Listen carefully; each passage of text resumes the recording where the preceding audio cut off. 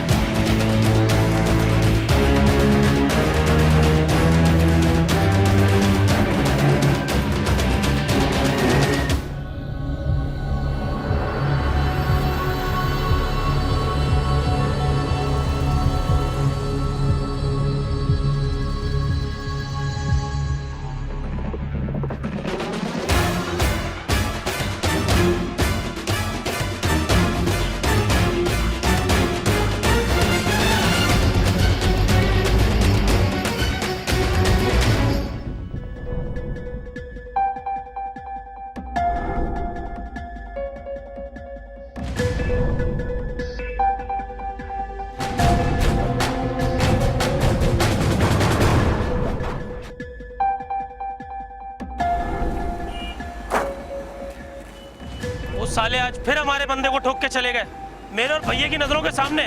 भाई भी बनते हो और अपनी आंखों के सामने अपने साथी को मर्दावा भी देखते हो। चूड़ियां क्यों नहीं पहन लेते तुम लोग?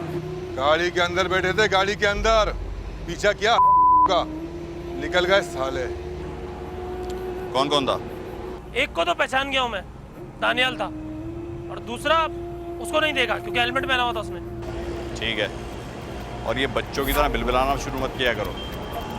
धंधे में अंधी गोली सबका मुकद्दर होती है। तो क्या हमारी बंदूकों को दिखाई देता है सब? देखो, जो होना था वो हो गया, अब ठंडे हो जाओ। ठंडा तो हम उसको करेंगे, यही बताने के लिए आए थे। अब और नुकसान बर्दाश्त नहीं करेंगे। जब फैसला खुद ही करना था तो मेरे पास क्यों आए हो? मैं कह रहा हूँ ना, सब्र करो, मैं कुछ करता हूँ। कुछ नहीं, अब बहुत कुछ होना चाहिए, तभी हम आराम से बैठेंगे, वरना आप हमें जानते हैं। हो गया या और कुछ?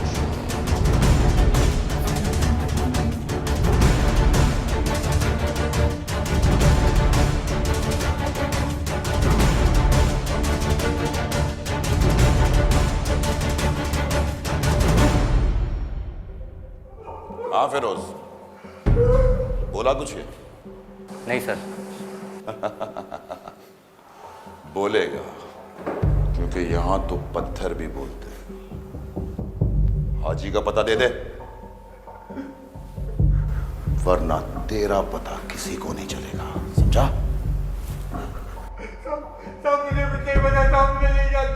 तेरे पास अब वक्त ज्यादा नहीं है, तुझे अपनी जान प्यारी है, हाजी से वफादारी। सब मैं किसी हाजी को नहीं जानता था, कसम से सब मैं किसी हाजी को नहीं जानता था। मुझे छोड़ो। नहीं जानता? हाँ, नहीं जानता। सर काफी कोशिश की लेकिन ये मान नहीं रहा। लगता है कोई दूसरा हरबाब पाना पड़ेगा। अभी दिन ही कितने हुए हैं? आज और देख लो, वरना कल चमड़ी उधेड़ देना साले। मेरी माँ ने इसके साथ जिस बंदे को उठाया था उसको दोबारा लाना पड़ेगा। मुझे यकीन है सर, वो कुछ ना कुछ सजग लेगा। ठीक है, तुम इसकी आखिरी ख्वाहिश पूछ लो, जब तक तुम मेरे साथ हो। राइट।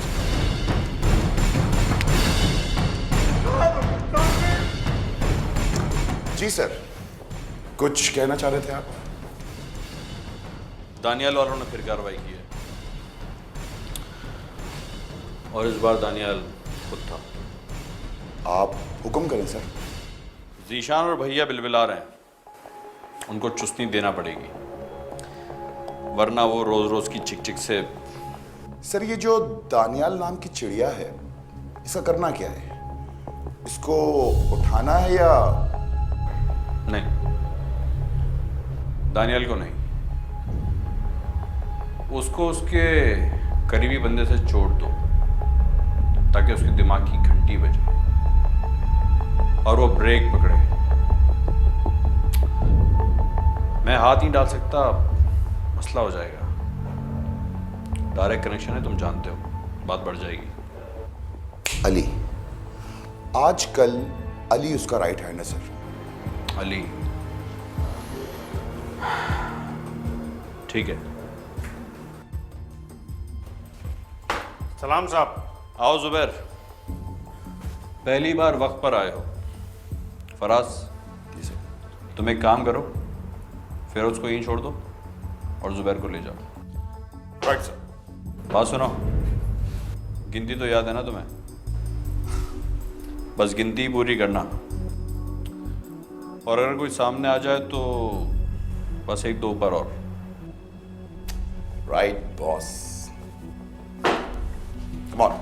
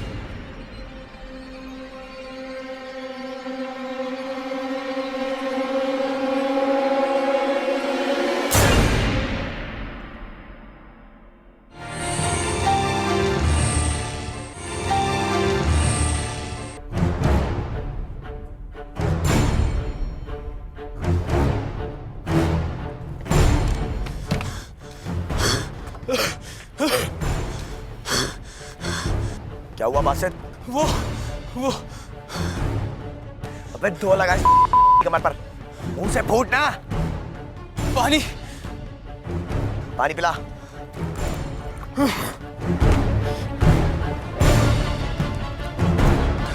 अब बता क्यों मरा जा रहा है? अबे के जेब काटते पकड़ा गया है? वो लोग अली को मार दिया। क्या? अली को मार दिया? इसकी माँ की। दानियाल, बल्दी को फोन लगा और बोल दे कि गिनती में मुकाबला ना करे हमारा। सही बोल रहा तू।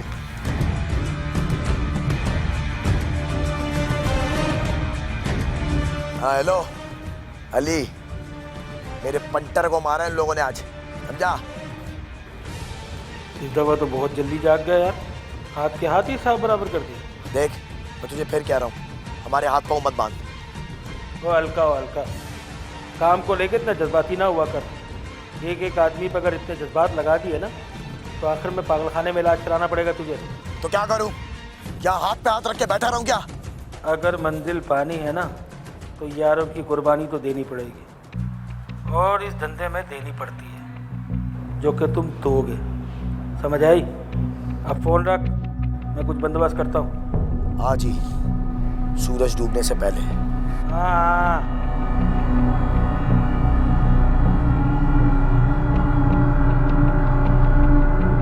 दानियाल का फोन था? हाँ जाहिर है, इतनी तो उसकी सुन ही लेता हूँ यार, वरना तुझे पता ही है। बहुत ही खौलता फोन है भाई इसमें। इसीलिए तो हल्का हाथ रखना पड़ता है उस पर। करना क्या है उसका? दोनों एक बार फिर शुरू हो गए। इस बार इनका इधर गिरा और आधे घंटे बाद ही दूसरे पार्टी ने टपका दिया। आपका या मेरा कूदना ठीक है इस वक्त? अगर ना कूदे ना तो आपस में कुत्तों की तरह लड़ लड़ के ना सिर्फ एक दूसरे को जख्मी करेंगे, बल्कि हो सकता है बाहर वालों को भी रगड़े में ले लें। ठीक है। और सुन, अपने ट्रैक पर ही रहना। जब तक सारी मोहरें सारी चालें तेरे हाथ में ना आ जाएं, उनके दरमियान में ही रहना। हर बात पे गहरी नज़र रखनी है, मगर सिर्फ चालें देखने के लिए, खेलने के लिए नहीं। भरोसा रखें। तो कुछ दिखाने आया था?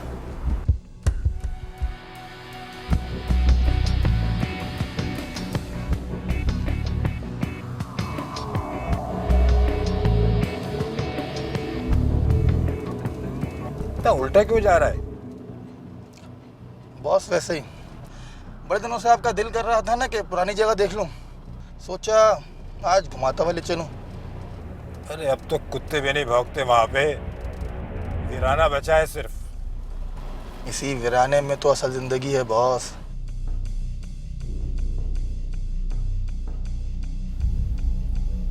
अरे मर्दूद, गाड़ी कहाँ ला के रोक दी तूने? ज्यादा हीटअप हो गई है बॉस, ठंडी हो जाए तो बस 5 मिनट में चलते हैं।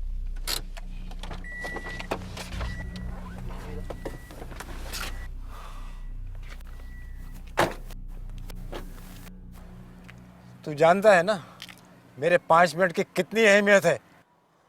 सरकार, हमें पता है आपके 5 सेकंड की भी बहुत अहमियत है। हम है ना आपके टाइम की कदर करने वाले।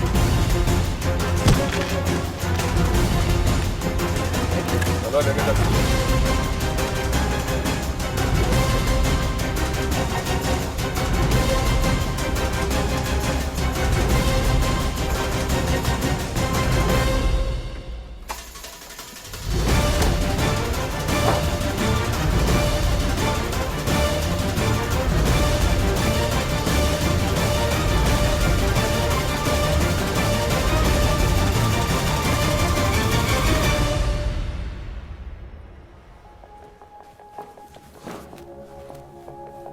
कौन हो तुम लोग? मुझे यहाँ क्यों लेके आए हो? आराम से बैठो बुड्ढे, दिमाग नहीं खराब करियो।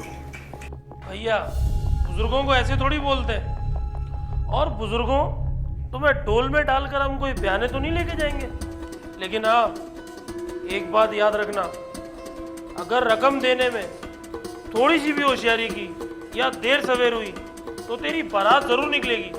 और वो भी कार्ड से।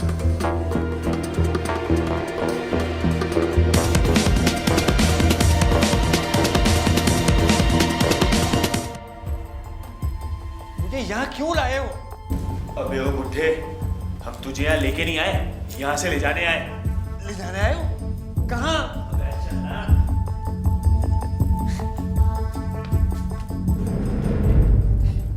कौन हो तुम लोग? मुझे कहाँ ले जा रहे हो? मैं चुपचाप बैठा रहे, जब वक्त आएगा तो बता देंगे। जान बच गई ना, काफी है। साले थोड़ी देर जल्दी पहुंचते ना तो वो दोनों भी नहीं बच पाते।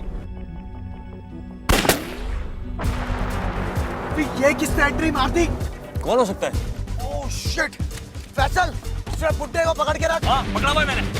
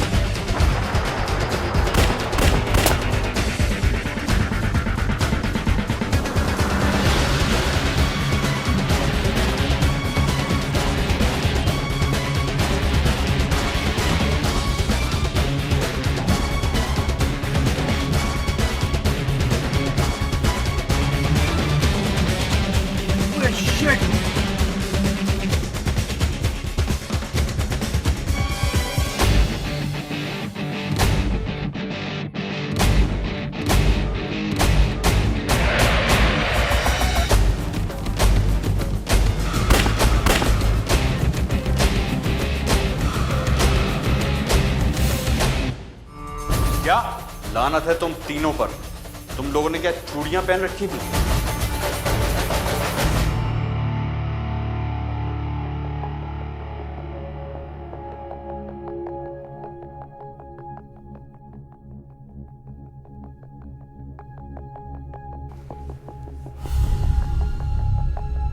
अच्छा, तो तुझे हाजी के बारे में कुछ नहीं पता? साहब कसम खा के भी मैंने कहा कि मैं हाजी के बारे में नहीं जानता साहब। आप लोग मुझे जान से भी मार दोगे, मेरे पास से कुछ नहीं मिलने वाला साहब। अच्छा चल ठीक है, मान लिया कि तुझे हाजी के बारे में कुछ मालूम नहीं, मगर अकबर के अड्डे के बारे में तो ज़रूर पता है ना? आंखें नहीं, जुबान खोल जुबान। अकबर के अड्डे से तू एक बार पहले भी पकड़ा जा चुका है ना? वो तो साहब पहले देख फैसल राजा, तेरे पास ये जिंदगी बचाने का ये गोल्डन चांस है। तू मुझे अकबर के अड्डे का पता बता दे ठीक ठीक, तो मैं तुझे छोड़ देता हूँ, वरना तुझे पता है अहमद फराज का क्या तरीक़ेकार है। अब तक तो मेरी वजह से उसने हाथ हल्का रखा हुआ है, मैंने हाथ हटा दिया ना तो चीर के रख देगा तुझे वो, समझा? साहब मैं आपको सब कुछ सच सच बताता हूँ साहब, मुझे छोड़ देना साहब। मैं आपको सब सच बता दूंगा साहब, मैं सब कुछ सच बता दूंगा आपको, मुझे छोड़ देना।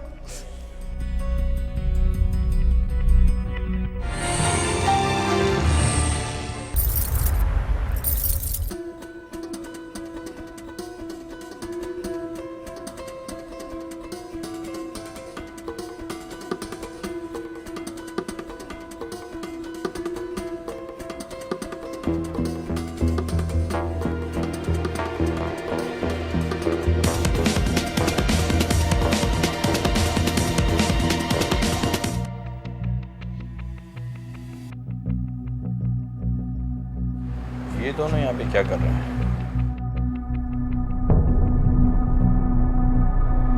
अच्छा, तो ये गेम चल रहा है।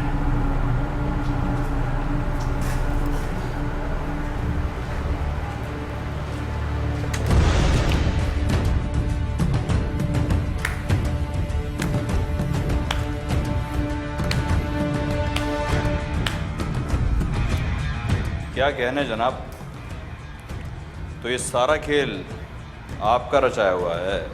अब तूने खुद फंदे में टांग दे ही दी है तो फिर नीचे रख इसको। इसको हटा और सिलेंडर कर।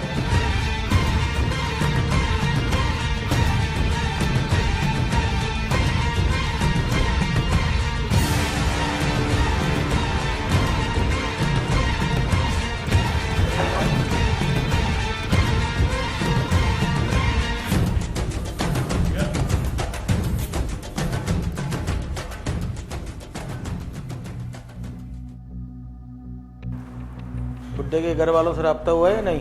नहीं, काफ़ी देर से कोशिश कर रहा हूँ, अभी तक नहीं हुआ। नहीं हुआ क्या मतलब है? मेरा मतलब है मैं करता हूँ। हेलो, कौन? मैं तेरा बाप तो नहीं हूँ, लेकिन तेरा बाप इस वक्त हमारे कब्जे में है। कौन बात कर रहा है? हेलो, क्या चाहते हो तुम? सिर्फ 2 करोड़। तेरे बाप ने तुझे बहुत कमा के दिया ना, चल शाबाश, अब अपने बाप की खैरात निकाल।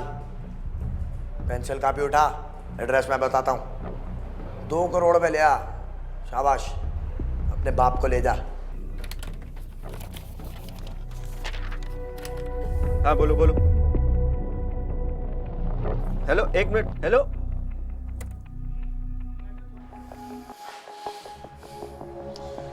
मैं आपको ऐसा नहीं समझता था। अबे तुम लोग एड़ा बन के पेड़ा खा रहे हो। हाँ, मेरे पास ताकत भी है और पोस्ट भी है, तो मैं नहीं खा सकता? अबे जब मैं तुम लोगों को पेड़े बना बना के खिला सकता हूँ ना, तो मैं खुद भी खा सकता हूँ। हाँ, आ रहे हैं या बुड्ढे को कलमा पढ़ा दें? आ रहा है, आ रहा है।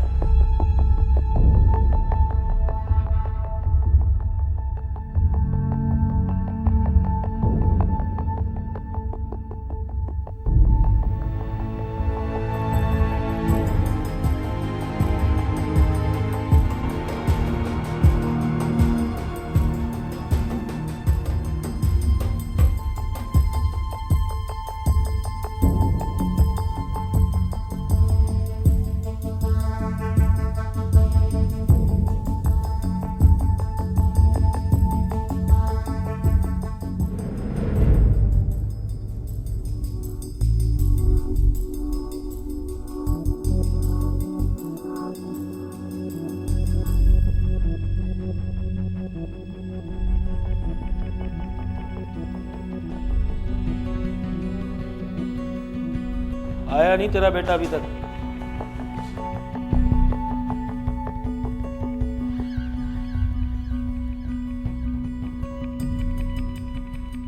मुझे उम्मीद है पैसे गिनने की जरूरत नहीं पड़ेगी। चाहे तो गिन लें, पैसे पूरे होंगे। खयानत ना हम खैरात देने में करते हैं, ना भत्ता देने में, और ना ही। बस, ज्यादा डायलॉग नहीं।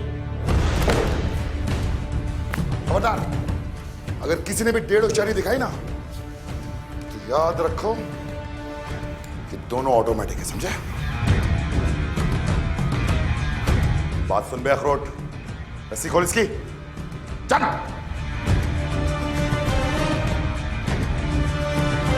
और सुन बे, बुड्ढे की रस्सी खोलो, निकल यहां से, जल्दी कर।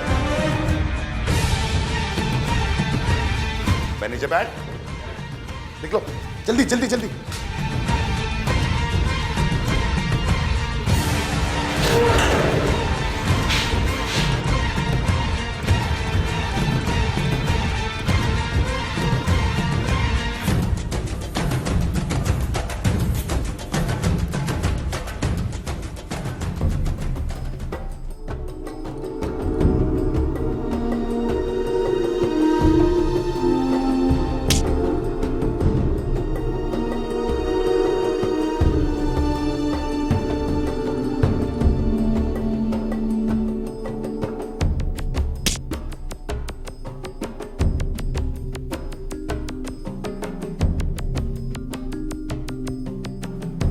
सर, पागल है तू?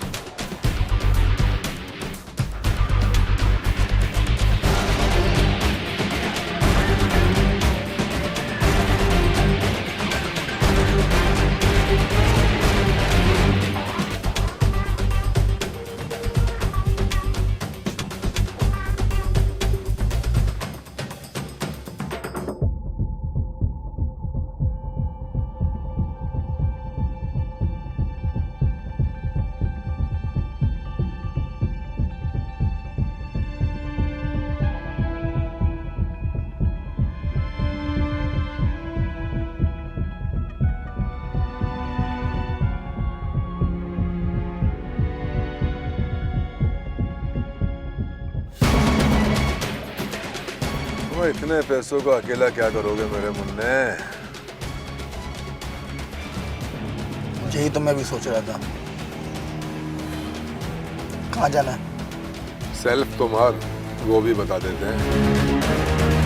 आगे की नहीं, ऊपर की सवारी पकड़।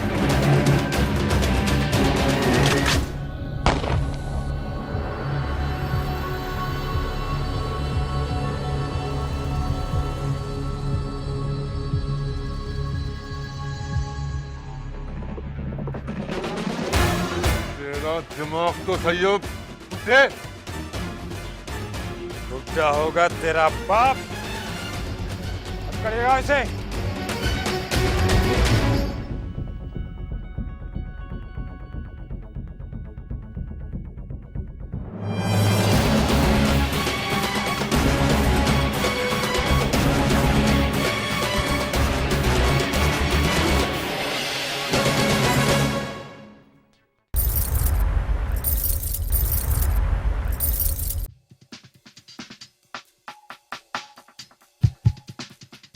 एक बात समझ नहीं आई मुझे।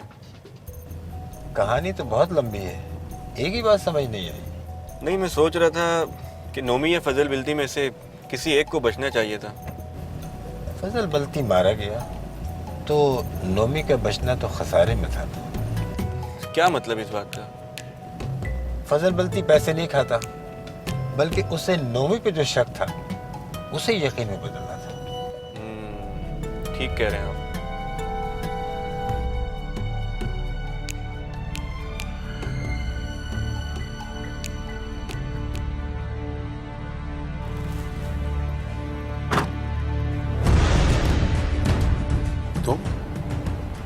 लेकिन तुम तो मर। मेरे दोस्त, पिक्चर अभी बाकी है।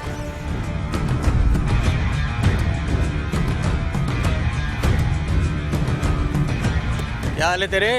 अल्लाह का करम है भाई। देख, वो लोग गाड़ी से तो नहीं उतरे? नहीं भाई, दोनों बैठे हुए। पता नहीं साले कब आएंगे। बिल्ती ने सुपारी तो ठीक दी थी ना? मेरी जगह किसी और एड्रेस पे तो नहीं चले गए? भाई एक और वहाँ बना दूँ? हाँ बना दे। भाई जैसे ब्लड प्रूफ जैकेट बड़ी रश पहने हो, साला पता नहीं चल रहा है कि लाइक अंदर जैकेट पहने हो कि नहीं पहने हो। मैं दुआ कर गोली कभी पता ना चले। सालों ने कहीं ऊपर नीचे मार दी ना, काम हो जाएगा। नहीं नहीं, अल्लाह ना करे भाई। भाई लग रहा है वो आ रहे हैं। देख, इधर उधर हो जाना, कहीं तेरे न लग जाए। भाई आ गए वो।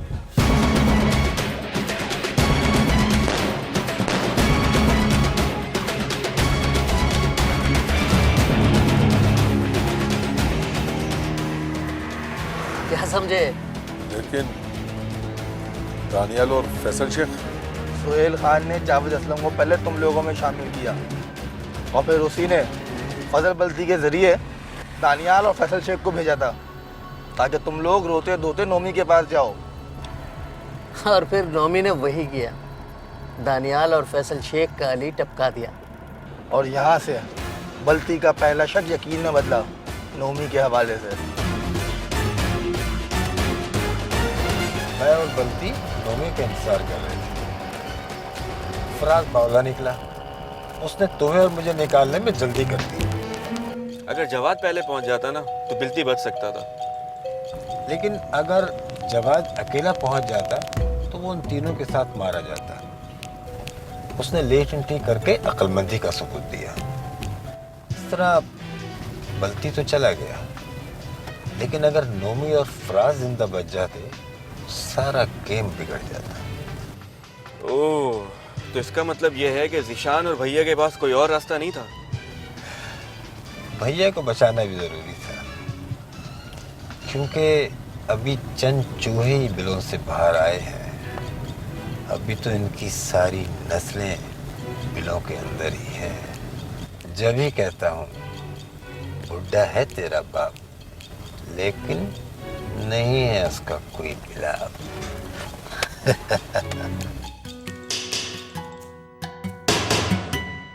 समा टीवी ने एक ऐसा प्लेटफॉर्म दिया है बहुत सारे यंगस्टर्स को जो एक्टिंग के शौकीन हैं, जिनको शायद बाहर इतना इजीली काम नहीं मिल रहा था।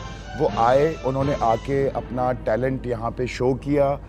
मुझे यहाँ पर इंटेरोगेशन के बारे में कहा है कि मतलब बोलो, मैं मतलब क्या बताऊँ। इंटेरोगेशन मेरा लव है, इंटेरोगेशन मेरी जान है, क्योंकि इंटेरोगेशन एक वाहिद ऐसा शो है जिसके लिए मैं खुद, मेरा दिल करता है कि यार मैं ये करूँ। जैसे कि आप मेरे पीछे देख रहे हैं, हम इंटेरोगेशन की शूट पे हैं इस वक्त। और इंटेरोगेशन के बारे में मैं आपसे क्या कहूँ, आप तो माशाल्लाह देखा होगा आपने, पूरी टीम माशाल्लाह बहुत अच्छा काम करती है। इंटेरोगेशन और समा टीवी वही वाहिद दो ऐसी चीज़ें हैं जिसको मैं कभी ज़िंदगी में अपनी फरामोश नहीं कर सकता। बेस्ट ऑफ लक समा, बेस्ट ऑफ लक इंटेरोगेशन। क्या कर रहे हैं आप? अच्छा वो ये माशाल्लाह अपना ड्रामा बहुत अच्छा चल रहा है।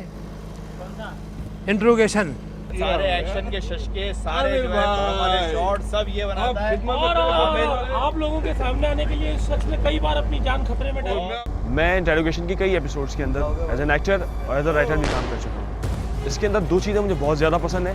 एक इसका फ्रेमवर्क, उसकी एडिटिंग इसकी ऑसम होती है। इंट्रोगेशन यकीनन बहुत उम्दा प्रोग्राम है, आपका पसंदीदा होगा, मेरा पसंदीदा भी है और मैं इनके लिए दुआगो हूँ कि ये दिन दूनी रात चौक में तरक्की करें। एक अच्छा मुझे मार्जिन दिया काम करने का और एक मुझे फ्री हैंड दिया कि मैं जो चाहता था वो कर सकता था इनकी प्रोडक्शन में। तो ये एक आर्टिस्ट के लिए बहुत ख़ास की बात होती है। नहीं ऐसी बात नहीं है, ऐसी मैं आरिफ रशीद, जिसे समा ने बनाया आरिफ भैया। याद है आज भी मेरे को वो दिन के जो यासिर भाई ने स्क्रिप्ट लाके मुझे दिया, वो कह लेंगे तुम भैया आप जो है ना हीरो हो, हीरो इस ड्रामे के। और सबसे अच्छी चीज़ लगती है कि एक्शन करने में बड़ा मज़ा आता है। देखो ना ये एक्शन है कि नहीं। और इंट्रोगेशन में जितने भी ये फायर एक्शन वैक्शन करवाएं सब मैंने करवाएं अल्लाह की मेहरबानी से। जिसको भी किया पहली बार तो वो तो पहले तो डरेगा जाहिर है, लेकिन उसके बाद जो है ना बहुत खुश होता है। फिर मैं उसको बोलता हूँ कि यार इसको शॉट दिखाओ इसको अपना। जब वो अपना शॉट देखता है तो बहुत खुश होता है कि यार सावन भाई तो बहुत अच्छा हुआ है। ये लोग नए लोगों को भी चांस देते हैं, इन्होंने मुझे भी चांस दिया जिससे मुझे गन शॉट हुए। जब गन शॉट मुझे लग रहा तो मुझे उस वक्त डर लग रहा था। गन शॉट होने के बाद मुझे बहुत मज़ा आया। यहाँ पे मैं कभी राइडर बना, कभी मैं यहाँ पे पुलिस वाला बना, वो भी बेईमान। ये सब यासिर भाई की मेहरबानी है। ये मुझे कैरेक्टर ही ऐसे देते हैं कि जो 2 नंबर बंदे का हो, 1 नंबर बंदे का काम ही नहीं करवाते। I love interrogation. हमें एक इशू होता था यासिर भाई से कि यासिर भाई आप इतनी सारी न्यू कास्ट होती है तो हमें एडिट करने में ही कोई 1 दिन एक्स्ट्रा लग जाया करता था।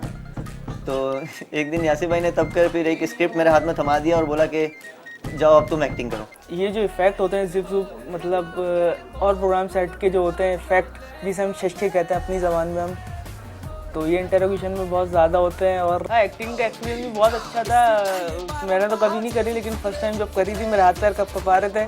मेरी ख्वाहिश होती है कि मैं मुश्किल से मुश्किल रिस्क लेके काम करूं। कभी कभार ऐसा होता है कि गाड़ी के कुछ शॉट्स ऐसे होते हैं जो हर किसी के बस का काम नहीं होता है।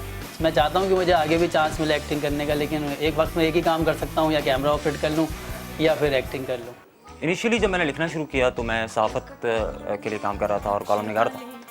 क्राइम एक ऐसी चीज़ थी जिस पे मैं कॉलम भी लिखता आया। चंद एक एपिसोड लिखी, उसका रिस्पांस अच्छा था और हैरतनाक बात यह है कि मेरे कॉलम से ज़्यादा अच्छा था। अगर एक शख्स किसी को डरा के उसकी कोई प्रॉपर्टी हासिल करना चाहता है तो सच्ची ही कहानी है। अगर 4 दोस्त किसी की जान बचाते हैं और वो 18 से 20 साल के नौजवान हैं तो उनके अंदर मज़ाक की सलाहियत है, वो एक दूसरे से मज़ा ही करते हैं और रफ्ता रफ्ता वो वहाँ तक पहुँचते हैं। कमर्शियल काम जितना भी लिखो उसमें कहीं ना कहीं सेटिस्फेक्शन में थोड़ी बहुत कसर रह जाती है।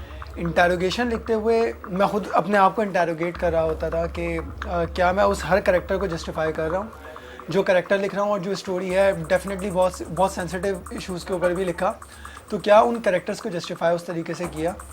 इस फील्ड में मैं 7 साल से हूँ, लेकिन इंटरोगेशन पहला प्रोग्राम है जिस पे मुझे डायरेक्शन करने का मौका मिला। आप लोग अपनी पूरी फैमिली के साथ इंटरोगेशन देख सकते हैं। बाकी प्रोग्राम्स तो आपने देखे होंगे।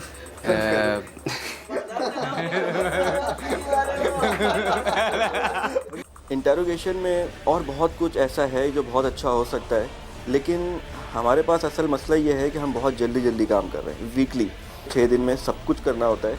नई कहानी, नई लोकेशन, नए आर्टिस्ट, हर चीज़ नया होता है। जब हर चीज़ नया होता है तो नए में कुछ खामियां भी रह जाती हैं। जब हमने नया इंटरोगेशन स्टार्ट किया तो उस वक्त हमें कास्टिंग के लिए काफ़ी मुश्किलात होती थी क्योंकि लोग इतने अवेल होते नहीं थे हमारे पास, क्योंकि कम लोग थे। फिर हमने यहाँ पे न्यू टैलेंट को ट्राई किया, जिनमें से काफ़ी लोगों ने अच्छा काम किया जो अभी भी रेगुलर आ रहे हैं। माशाल्लाह हमारी 104 एपिसोड चलने वाली है, तो काफ़ी सारे लोग इसके अंदर पॉलिश हुए हैं और आए हैं। इंटरोगेशन ने स्क्रीन को काफ़ी चेंज किया है। मैंने अक्सर देखा है कि वो आर्टिस्ट जो यहाँ पे लीड पे काम करते हैं और मेरे प्रोग्राम में भी आना चाह रहे होते हैं, तो मैं उनमें देख रहा होता हूँ कि टैलेंट इतना नहीं है जितना उन्होंने वहाँ शो किया है। मतलब हमारे पास वो टैलेंट क्यों नहीं नज़र आ रहा? उसकी ख़ास वजह यही है कि इंटरोगेशन वाले अपनी ख़ास टेक्निक यूज़ करते हैं और बहुत समझ लें कि अपने आप को इन्वॉल्व करके किसी ना किसी तरह से एडिट पे, डायरेक्शन में उस चीज़ को इतना ईजी कर देते हैं कि एक्टर को उस वक्त फील नहीं होता। रिकॉर्डिंग करना बहुत मुश्किल काम है। लोगों की नज़र में बहुत इजीली है कि ये खड़े हुए और लगाया, तफरी करी और काम ख़त्म। लेकिन ये हम सब हैंडल करना, मैनेज करना, हर एक चीज़ को मैनेज करना बड़ा मुश्किल काम है। अगर हम रोड पे रिकॉर्डिंग कर रहे हैं, लोग हमें देखने के चक्कर में आगे देखने ही भूल जाते हैं और उनका जब एक्सटेंड होता है तो वो भी हमारे गले पड़ जाते हैं। मुझे इंटरोगेशन में काम करके मज़ा आया।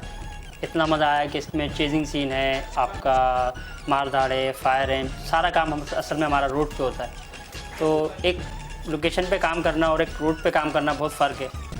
3 दिन मेहनत करते हैं हम और उसके बाद जब हम घर जाते हैं और हफ्ते को जब हमारा प्रोग्राम ऑन ईयर होता है, हम देखते हैं उनको, तो हमारी सारी थकावट ख़त्म हो जाती है, क्योंकि स्क्रीन पे जो हमारा मेहनत नज़र आ रहा होता है माशाल्लाह से बहुत अच्छा लगता है हमें। हम लोग बैठे थे, मैं और यासिर ताज जो डायरेक्टर हैं और प्रोड्यूसर हैं इस प्रोग्राम के, मेरे घर बैठे हुए थे और हमने एक आइडिया निकाला कि यार हर तरफ देख रहे हैं तो री-एनेक्टमेंट्स जहाँ भी हो रही हैं तो रोना धोना बहुत है और उस तरह के मसाइल हैं बहुत ज़्यादा, जबकि जुर्म तो दूसरी तरह के भी हो रहे हैं। तो हमने सोचा यार कुछ लोगों को एक्शन और थ्रिल से भरपूर चीज़ दिखानी चाहिए ताकि उनके लिए देखना भी आसान हो जाए। ये अगर चेज सीन करवाएंगे तो फिर इन्होंने मुझे छतों पे भी भगाया और छलांगे भी लगवाई और फुली एक्शन हुआ, लोग ज़ख्मी भी होते हैं इनकी शूट्स के अंदर। इस तरह का ये प्रोग्राम होता है और मेरे ख्याल में जो फिल्म पे जिस तरह का काम होता है उस तरह का काम इस प्रोग्राम में किया जा रहा है, जो कि बहुत रिमार्केबल जॉब है। एक इंडिविजुअल, चाहे वो एडिटर हो, चाहे डीओपी हो, चाहे एसोसिएट प्रोड्यूसर हो, असिस्टेंट कैमरामैन हो, असिस्टेंट एडिटर हो, सबका काम अपनी जगह बेहतरीन होता है। तो कंपटीशन भी होता है, इन हाउस कंपटीशन। कुछ एपिसोड मैंने भी डायरेक्ट किए, कुछ आसिफ ने डायरेक्ट किए, कुछ दानिश ने डायरेक्ट किए,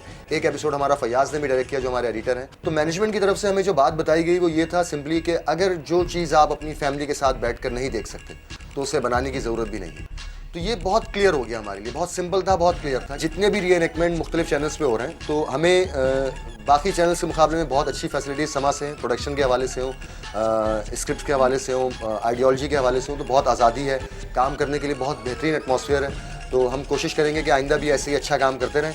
थैंक यू समा, थैंक यू अल्लाह मियां।